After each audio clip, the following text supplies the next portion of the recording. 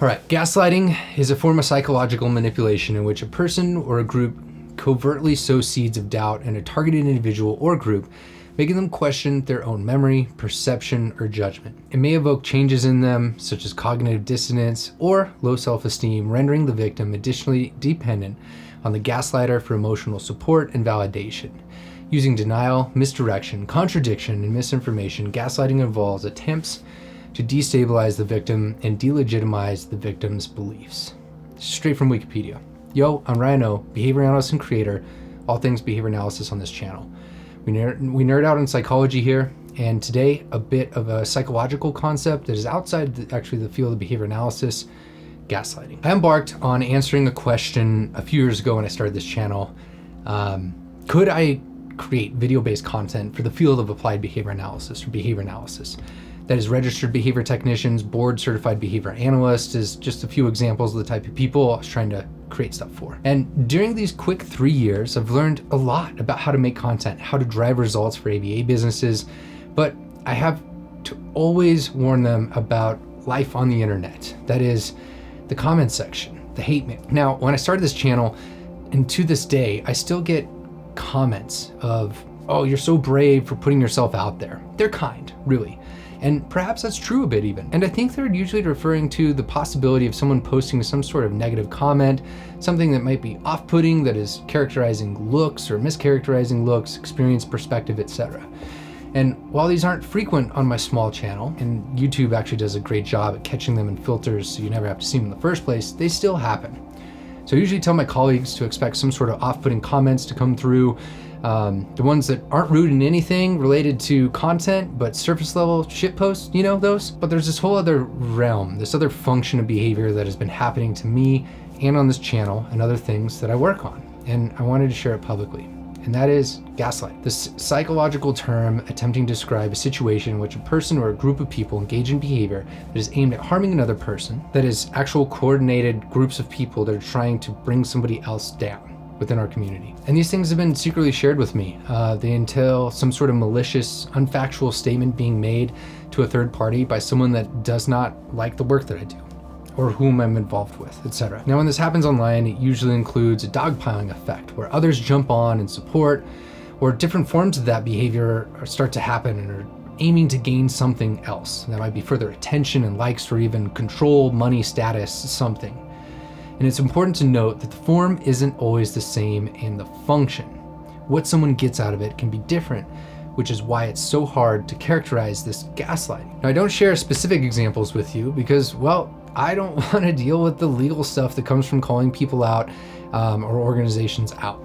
I will state that they are entrenched in leadership positions within this field, boards of directors, within state and national associations, conference organizers, podcast hosts, like public figures. One of them's even on the ethical ABA hotline in the past, not currently.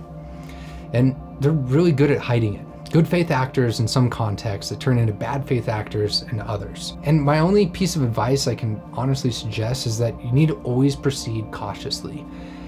I've had coordinated online attacks that I would characterize as gaslighting 4 times in the last 3 years.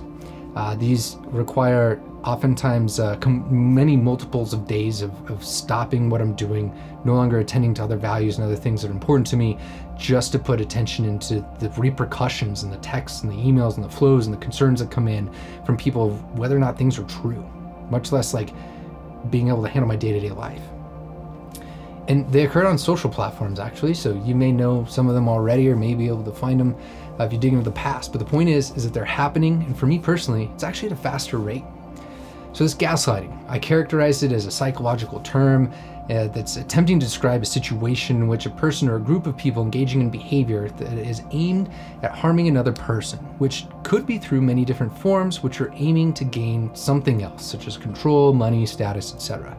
So let's take a hypothetical example, using social media to coordinate an attack on a person that is unfounded, but of the current zeitgeist of things to support. For sake of an example, you can insert many different woke agendas here. When leaders and followers jump on and make unfounded judgments on people, such as in my example, it has side effects. These have been described to occur differently from different perspectives and may include a whole list of things. I'm gonna link them down below. Generally speaking, you start to question yourself whether or not you actually are moral, ethical, if you're even the right person to be doing things. Your entire like self as context and who you are, and self as content, like how you describe yourself, can be undermined through just the littlest movement, because it just takes a few people, unfortunately, in our psychology, of stating certain things that get you completely questioning whether or not you're completely off, if you've been completely invalid in what you've been discussing.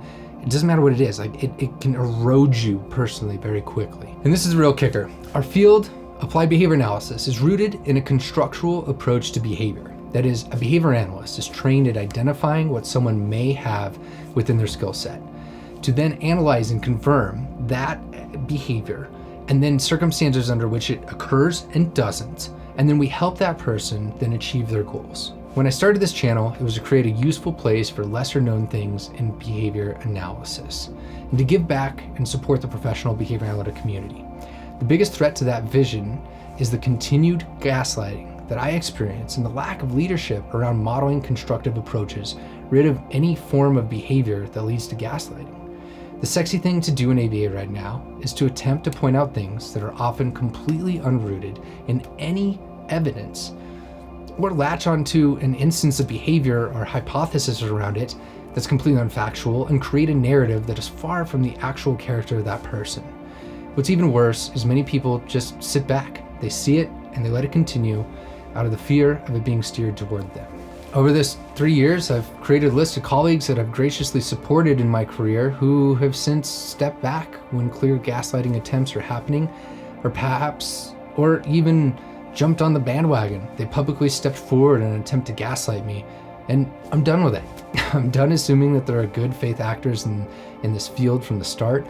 It's only caused me psychological pain and distress, assuming that a community with a philosophy and practice of the learner is always right would uphold that when communicating one-on-one with each other in the field. Is something that I used to do, but I no longer do. The very roots of our field have been lost somewhere, and it's super disheartening. 3 years on the internet has brought me to this point that people will lie to you, act two-faced, use you, and drop you as soon as it's convenient. Bad faith actors are among us, and the system is designed such that it may never change, and you may never know who they are until you experience it. I wish I could offer more than that, but it's not possible to share more without life getting substantially more difficult in many ways. Thanks for watching.